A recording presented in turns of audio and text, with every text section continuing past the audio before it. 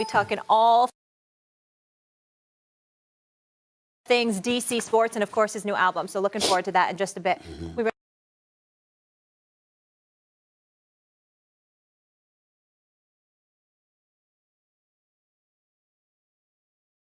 Monday, LA put starting cornerback Aqib Talib on IR earlier Tuesday. They traded Pro Bowl corner Marcus Peters to Baltimore. Max, tell me this. Yep. What impact will Rmasey have on this Ram squad? Well, I think it'll have a big impact this season. This season, I think it's a big impact. Going forward, you're giving up a lot. I mean, for a team that needs to fill in holes all over the place and who has a lot of money devoted to a running back who knows if he'll ever consistently be fully healthy. That's you're giving up consecutive first-round picks. You're giving up a fourth. It's a lot. And then also what's weird is you trade Marcus Peters.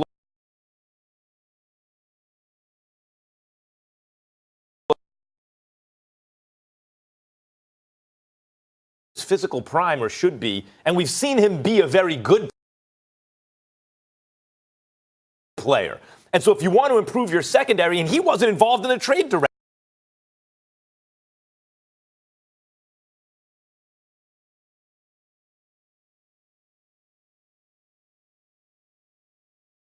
Jalen Rmasey is the guy you want, and this helps all over the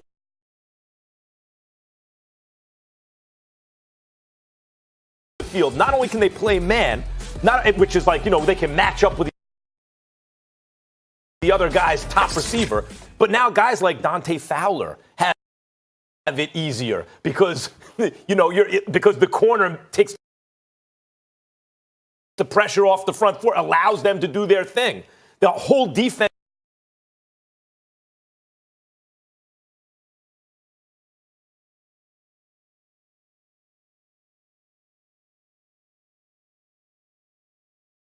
the Rams can, and that's huge for this season. I disagree with you. I don't think it's much of an impact this year, just this year. And the reason I feel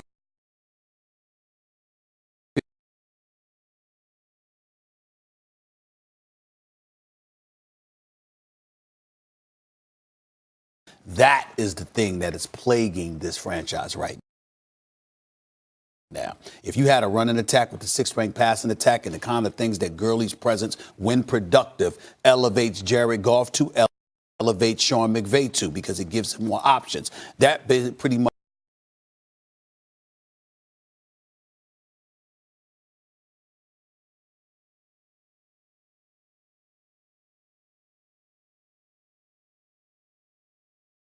what have you. You never looked at the Rams defense and said they're elite.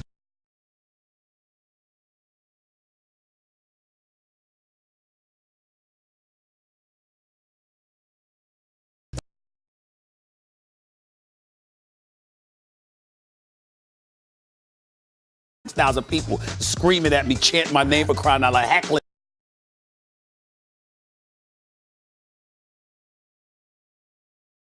me the whole night. It was hilarious, but it was the greatest experience I've ever had in an NBA. And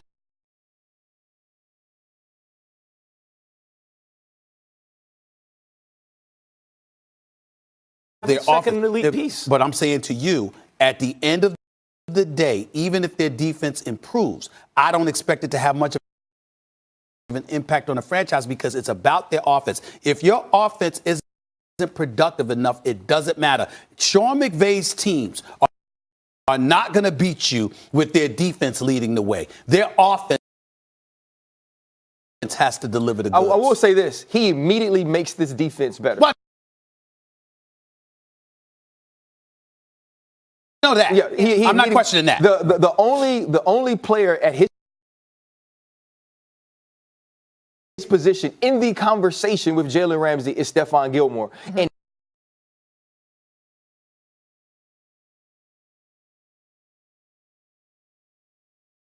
like Jalen Rmasey. And what they can do is be different than they've been this year. They've been less than 20% man. When you look at the Patriots, Jameis put 55 on and when you look at the Patriots, where they're 50% man because of pieces. That's going to change today. Right, because of pieces. And now you can't get Dante Fowler. You can't get Aaron Donald. Give these guys opportunities to rush because you don't have that quick outlet because you have to play so much zone. Marcus Peters is an excellent ball-savvy corner. Not just good. From a ball awareness perspective, he's amazing. Yeah. From a technique perspective, from a discipline perspective, as far as playing man, which we saw last year against Michael Thomas, everything changed then because they understood they had to coach differently. Now, to Stephen A's point, coach differently, you mean they can't? You can't do as much man. Yeah, you got to play more zone. You have to sit people back. You have to make sure you have help. There has to be over-the-top help. If we're playing man, we have to play 2-man, which is man under, 2 safeties high. We can still only rush 4. It doesn't give you an extra player to add to a rush. Now you're asking Aaron Donald to beat double teams every play. So that changes. Now to your point about offense, it doesn't make this team the Super Bowl contender that it was last year. You're already playing with San Francisco. You're playing with the Seattle Seahawks, both of whom have already beaten you. And when you look at this team Sunday, I don't care if they had Jalen Ramsey, Deion Sanders, Rod Woodson, Ronnie Lott. It didn't matter who was playing in the secondary when your quarterback can only complete 8 passes, when you can't protect him, when you can't run the ball. And so, though I think this solves one problem, can Sean McVay, can you put enough pieces together on this offensive line to solve the other problem? And when you give away 2 first-round picks and a 4th rounder, you know you won't be able to necessarily do it through the draft. Line. Yeah, through the draft. Who do you think won the trade? I think it's a win-win for everybody. But who won it mostly? Jalen Ramsey. Period, point blank. He ain't missed a check, and he got his trade. He's going to L.A. And he's going to L.A. Like Jalen Ramsey won it. It's from a team perspective. If you're the Jacksonville Jaguars, it depends on how you're looking at it. If you said you didn't want to get rid of him, that you felt like he was the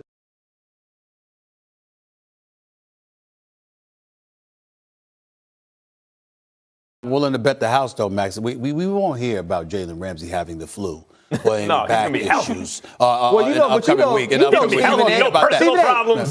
But his back could have healed over the games that he missed. I totally understand. You see I totally understand. I mean, you know that's what? why he had to sit out. Hey, listen. I'm sure that's going to happen. I mean, I think that's one of the safest bets in football right now. But if your back is that prolonged back injury, back what he's talking about, the Pilates, of course, going to be strong. And there's a lot of studios in LA. He can do this. Ryan, before we go, and I'll get into this later with the guys, but I just want to ask you before we go to break here, what kind of precedent do you feel like this sets? Is this good for the players, or is this saying, hey, I pout and I get my way? No, I think this is really good for the players, and I don't necessarily see it as pouting. I see it as taking your business, which is you, into your own hands. And the other side of this is every player can't do this. This is usually something that was resigned to quarterbacks, but because of the way the NFL works and the premium put on that position, they never had to do this. Now we're seeing positional players who are transcendent take their careers and their destinations into their own hands, and I love it. What I support, I love it too, but here's the reason that I love it.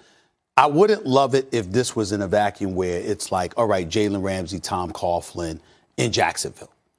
It forces us to think about, if we're smart enough to do it, to think about Tom Coughlin and his history. He is a 2-time Super Bowl champion, but he has been a taskmaster. Very old school, perceived as being relatively rigid. And when it comes to the stars, this notion that they don't get to be treated differently.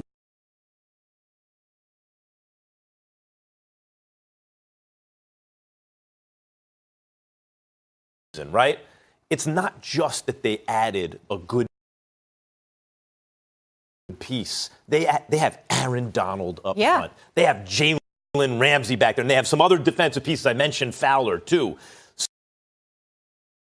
Suddenly, this defense has the premium of premium players at very important defensive positions. Right. If they could just be solid defensively, it's got to hit a break. Ryan Clark staying here with us. Coleman. When we come back, LeBron James taking heat over his comments on China, but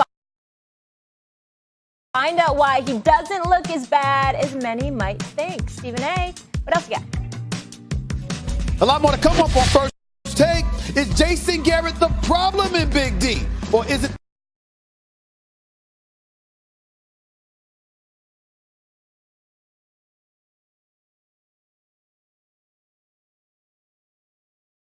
coming up in the house. Let's get it started.